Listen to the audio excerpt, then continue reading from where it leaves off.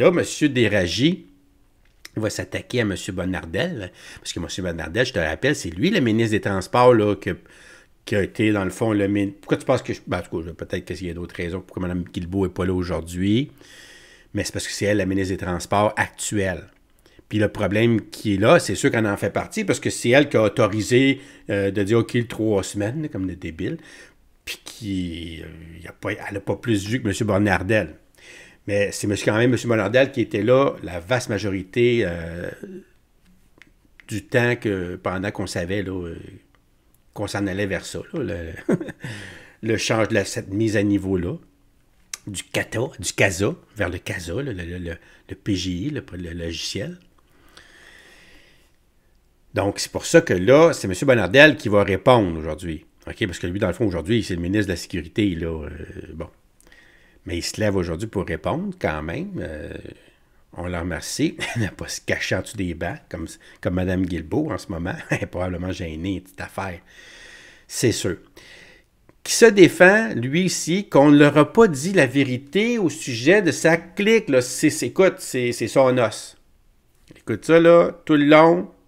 Parce qu'on a 3 capsules là-dessus que M. Déragi il va revenir. Là, puis il y a des bonnes lignes, M. Déragi. Écoute bien ça, c'était très intéressant. Mais tu vas voir que M. Bonnardel, là, son os, là, tu vas le voir tout de suite assez rapidement. Ça, là, c'est votre résultat. Le projet a été évalué à 600, après 900, et aujourd'hui, c'est 1 milliard, 1,1. Et ça, Madame la Présidente, j'étais lors de la rencontre de ce matin.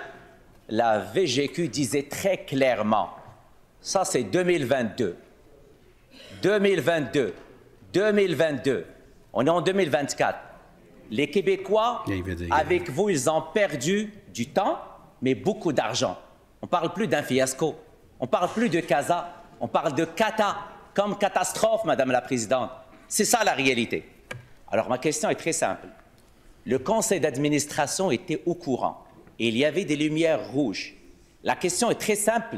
Les Québécois veulent savoir aujourd'hui qui était au courant au niveau de ce gouvernement et qui a donné et qui a ordonné le go au déploiement de CATA. Et je vous rappelle, Monsieur le leader, que vous vous adressez directement à moi et non donc, au gouvernement. Qui, vous l'avez fait 2 malgré fois. qu'il savait qu'on n'était pas prête, Monsieur il a dit on y va. le ministre de la Sécurité publique. La question. D'entrée de jeu, la question du chef de l'opposition et du leader de l'opposition sont tout simplement malhonnêtes. Malhonnêtes dans l'interprétation que vous faites aujourd'hui. Oui, je vais vous reconnaître par acquis de... Donc, je pense qu'il est interpellé, il était ministre, il doit éviter de pointer le chef de l'opposition officielle et qu'il retire malhonnête, s'il vous plaît.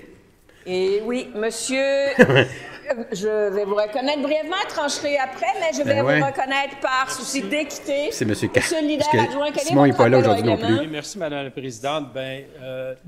Tout simplement pour dire que vous avez déjà statué sur le fait que la critique était permise. Je trouve que c'est une excellente critique. C'est une critique, ça. Il est malhonnête. Alors, on revient au règlement.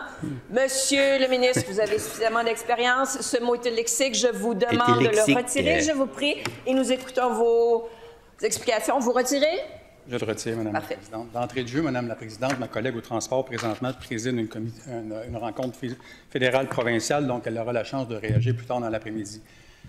Quand j'écoute la question du chef de l'opposition et du leader aujourd'hui, on devrait parler tous ensemble. Pourquoi? Parce que moi, comme ex-ministre des Transports, mon collègue cybersécurité, ma collègue au Trésor, les membres de la commission d'administration publique aujourd'hui ont été trompés. Ont été trompés dans ce rapport. Vous l'avez dit vous-même quand vous êtes levé tantôt. La VG dit, à l'article 100, la SAC rendait compte de l'avancement du programme, notamment à la commission d'administration publique, au dirigeant principal de l'information et à la population. Or, l'information contenue dans les documents transmis n'offrait pas un portrait clair et complet de la situation. J'ai été trompé. Vous avez été trompé.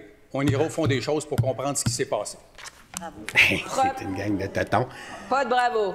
Qui se cache en arrière du fait qu'on l'a trompé facilement. Hein? Président, je suis content que l'ancien ministre des Transports se lève en 2022, parce qu'il y a un autre bout dans le rapport de la VGQ. La SAC a évalué 2 options. Une des options, c'est 222 millions de dollars. Entre parenthèses, risque médiatique et politique élevé. Ça a été sur le conseil d'administration. Il était ministre. C'est sous sa responsabilité, la SAC. Est-ce qu'il était au courant de ces décisions ou le risque politique, est-ce qu'on lui a dit, et il leur a dit parce qu'on est dans une année électorale? Non. Ouais, La réponse du ministre. Il fait des liens. J'ai fait un suivi pendant 4 ans avec mon collègue. La VG dit ceci encore. Certaines redditions de comptes transmises à la Commission de l'administration publique, où vous siégez, vous avez une présidente, et au dirigeant principal de l'information est en contradiction avec celle présentée au comité de direction et au conseil d'administration de la SAAC. Je le répète, on m'a menti. On vous a menti. On a menti aux collègues ministres. On ira au fond des choses pour comprendre ce qui s'est passé à la SAAC avec le dossier SAC-Clic. À l'interne ou à l'enquête? À la présidente. Et Monsieur le leader, deuxième complémentaire. Madame la présidente, c'est 2 sujets. Je veux le ramener sur sa responsabilité. Voilà. C'est ça, sur la commission de l'administration publique, il m'a vu, je me suis levé, je vais faire le suivi. Il était ministre 16 juin 2022. J'ai un PV. J'ai un procès-verbal. Procès-verbal, OK, il a dit. Point 7, suivi de CASA, je dirais plus suivi de CATA. Présentation du vice-président, Madame la Présidente, et il y avait tout à l'intérieur. Est-ce qu'il était au courant? Est-ce qu'il a parlé avec le PDG? Est-ce qu'il est au courant de ce PV? Réponse du ministre. Tellement n'importe quoi quand j'entends le leader. C'est tellement n'importe quoi, Madame la Présidente. Comment? Ce dossier-là a commencé avant que j'arrive, en 2015-2016. Ce serait facile de mettre ça sur votre faute. Mais aujourd'hui, on devrait parler tous d'une seule voix. Parce que vous, les parlementaires de l'opposition, je connais le travail de l'autre côté. J'y ai été pendant presque 11 ans. Bon. Mais il y a des limites à dire n'importe quoi. On devrait parler d'une seule voix parce que vous avez été trompé, j'ai été trompé. Je vous rappelle, Monsieur le ministre, devrait être gêné de dire ça. Monsieur le s'en sert leader, quel est votre rappel au faut que ça pseude, mais il devrait être gêné, en fait. N'importe quoi, Madame la Présidente. Qui enlève n'importe quoi, s'il vous plaît. À présent, Monsieur le leader adjoint du gouvernement, je vais trancher. La critique est bonne d'un côté, la critique est bonne de l'autre. Terminé, il vous reste quelques secondes.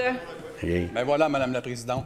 Il reste 15 secondes pour dire aux oppositions aujourd'hui que oui, on devrait parler tous d'une seule voix parce que la Commission de l'administration publique, les ministres concernés, moi-même, ma collègue au transport, on n'a pas eu la bonne information qui venait du comité de direction de la SAAC pour comprendre ce qui s'est passé avec le dossier SAC-Clic. OK, puis toi, tu as eu la mauvaise information, c'est correct. Mais qu'est-ce que tu as fait, toi, pour vérifier l'information qu'on te donnait, là? Toi, tu fais confiance les yeux fermés. Ça coûte des centaines de millions. Puis tu oses là, faire confiance les yeux fermés. T'as pas d'expérience dans la vie. Confiance, là. On fait confiance en personne. En général. Complètement, je parle, là. Tu sais me dire? La confiance, on la donne, mais on vérifie. Tu sais, c'est pas que j'ai pas confiance, je veux juste m'assurer que tu n'as pas fait une erreur. Hein? C'est genre, là. C'est tout, là. J'ai confiance en toi dans le sens que je pense pas que tu veux sciemment me tromper, ben je vais vérifier quand même. Tu sais, une deuxième vérification, ça fait pas de mal. Parce que là, ça coûte tellement cher que je peux pas me permettre que tu te fasses une erreur, par exemple. Tu me suis? Mais en fait, j'ai confiance en toi, que t'as pas, là. Tu sais, mais lui, il se cache en arrière du fait qu'on lui a menti, puis ça explique tout. Parce que lui, il vérifie rien, là. Puis en plus, M. Déragi, il montre des documents, il dit, gars, là, t'avais plein de points qui auraient pu t'allumer, puis qu'est-ce que t'as fait, là, à ce moment-là? C'est ça qu'on veut savoir, et c'est ça que M. Déragi pose comme question. C'est qui, au final, qui a dit, on y va? Hein? C'est ça qu'on veut savoir. Il n'a jamais répondu. T'as vu, François? Il ne répond pas à ça.